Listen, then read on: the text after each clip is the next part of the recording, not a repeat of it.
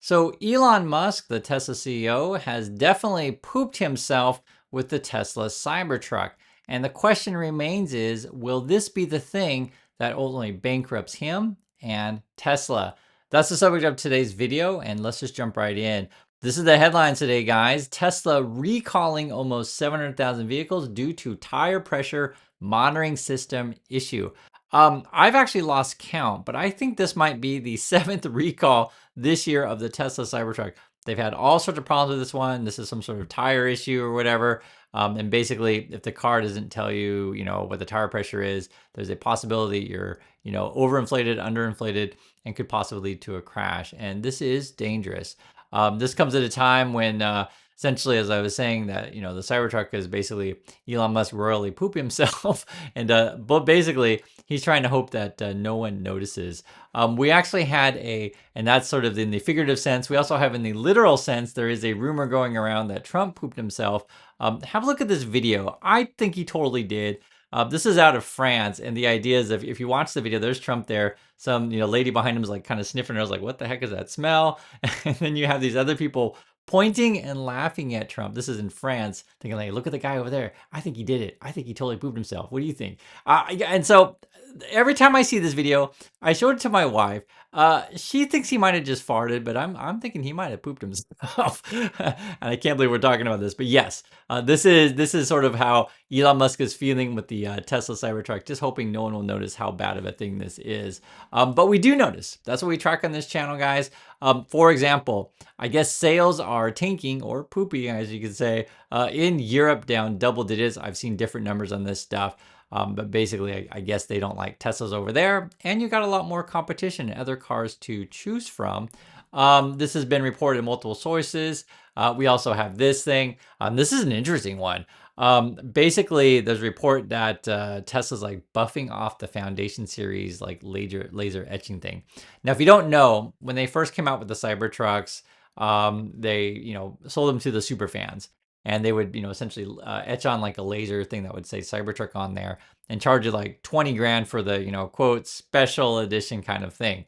They have a bunch of these extra ones there because, who wants to pay an extra 20 grand for this thing?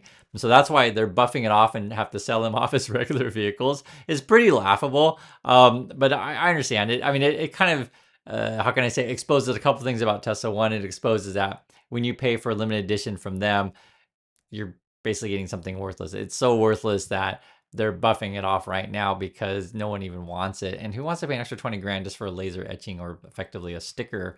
And you got this. They shut down their production line for 3 days earlier this month. Workers are reporting that it was difficult for them to get hours. Before, like, hey, when this thing first went in production, they're working, they're building these things.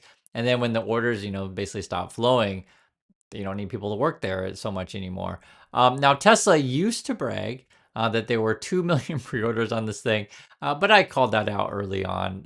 If you wanted to pre-order one of these, it was like you give a $100 deposit, which is very low commitment. You guys know that. And there was very little, info on what the actual pricing was going to be. I think the early estimates were like 40K was said by Tesla, then it comes out like 120. And obviously, there's a bunch of people that are like, hey, I signed up for the 40K thing. What's this 120 nonsense?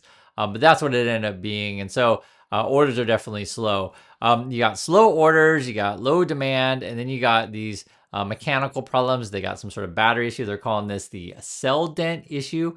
So they had to like send a whole bunch of vehicles back to the factory to get new batteries in there. And I understand, guys. Sometimes the Tesla fanboys and fangirls are like, Chris, don't you ever think anything positive to say about Tesla? Well, I'm going to give you some positive news of Tesla. If you're a small business owner, and if you own, I guess this is Angie's Lobster up in Maine, it's wild caught seafood. Man, for $6.49, you can get it.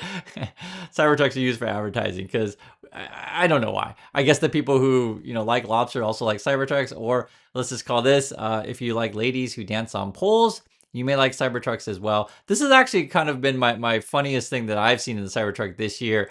Up to a point, because I'm going to show you in a second here, but we just see something more funny. If you don't remember this one, this was in Vegas, and there was some sort of strip club that was literally put a pole on the Cybertruck when we were driving around and had ladies dancing on said pole. Now, to get you in the mood, though, of what's happening now. People are modifying their Cybertrucks, right? So I don't even know what the heck this thing is. He put some sort of thing on the top of it. I honestly don't know what it is. It looks like some sort of cage thing. But this I do know. You got Trump 2024 and Christmas lights, right? So if you've seen Christmas lights in your neighborhood on a Cybertruck, please let me know. I guess these are one of the advantages of Cybertruck, because people will say, Chris, you're so always double down on Cybertruck. I'm giving you the positive, guys. If you want to run Cybertruck with Christmas lights, you can totally do that. You can put everyone in the Christmas spirit, everyone in the mood. And it's kind of funny because, for most people, this would be an embarrassment to be seen in a Cybertruck, right? It's the same as, pooping yourself in public, hoping no one notices. But for these people, I don't know. They're kind of like, hey, everyone, look, I pooped myself. Look at me. And there you go. You got the Grinch Stole Christmas plus a Christmas lights all over your Cybertruck. There's a Santa on the Cybertruck with Christmas lights. And that's a big advantage. I think what they're doing is that these come built in with like a little plug-in thing, and you can do that.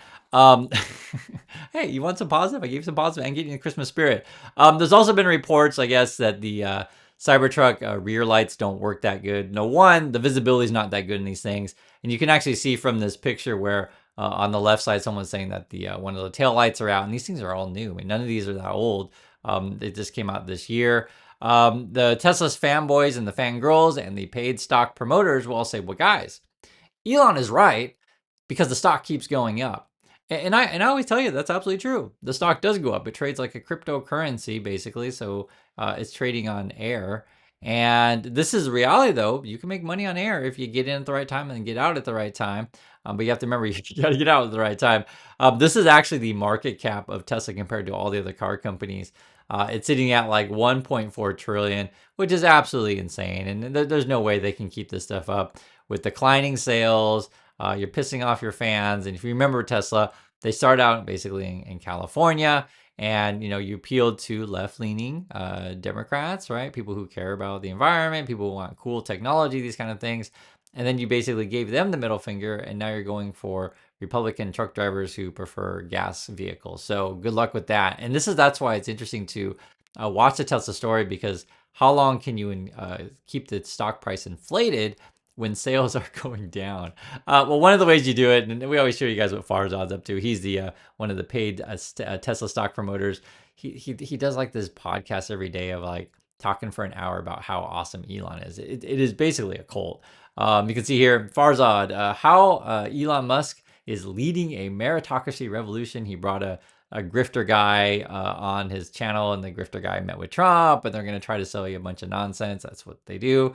Like for real, like actually sell you nonsense. And so he was promoting his Trump buddy. And Farzad tweets out this kind of stuff. If an AI can drive a car better than a human, AI will do everything better than a human. So again, he's promoting these replace humans with robots, everything all day, every day. We're going to lay on our couch, and I guess the robots are going to do all the work for us. Thank you, Lord Elon. People really tweet this stuff out. And it's actually kind of interesting because the positive path going forward, if you believe in Tesla, is that they're going to be the most awesome AI company in the world. Now, just let that sink in. This is a car company that hasn't really made that many new cars, and the one they did make, which is the Cybertruck, was an absolute bomb. And the stuff they're promising in the future is, guys, we're gonna have these robot driving taxis. We're gonna have these like humanoid robots like walking around. We're gonna sell a whole bunch of these things. Elon Musk has promised you more humanoid robots on the planet than humans. And then I guess they're trying to make a deal with Austin, the city of Austin, and who knows what they have to pay politicians to get that through, to get these robot cars driving around the city. So if you live in Austin, please be careful out there. This is serious. These things are dangerous. I know we make jokes about this kind of stuff. Because a lot of the stuff is laughable, like how ludicrous our world is. But seriously, be safe out there, because this is the reality. Is they really did poop themselves with the Cybertruck. They poop themselves every day with their FSD. We can all see it. We're all laughing at them, but the Tesla fanboys and fangirls are basically like Trump in this picture, where they're trying to pretend like everything's okay. You got this also. This was recently, the Tesla Cybertruck was spotted at a BYD factory. So rumor mill has it that BYD, so that's a Chinese car company, they're going to figure out a way to reverse engineer these things. Hey, why not? I mean, that's what you can do. You get your hands on the competitor. And I think it's goodbye Tesla. Now, people in our community, though, aren't so fooled. I wanted to read a couple comments from you guys. I always love hearing your comments. They're hilarious. This was one recently from Joe City. Joe writes, the United States of America is a country with all the attributes of a superpower together with the governance of a motorcycle gang. Yes, that is the USA these days. I can totally concur. Then you got this from Dario. Dario says, what do you buy if you're the richest person in the world? Answer, the world. And that's referring to Elon Musk. Guys, I always appreciate you watching and hanging out.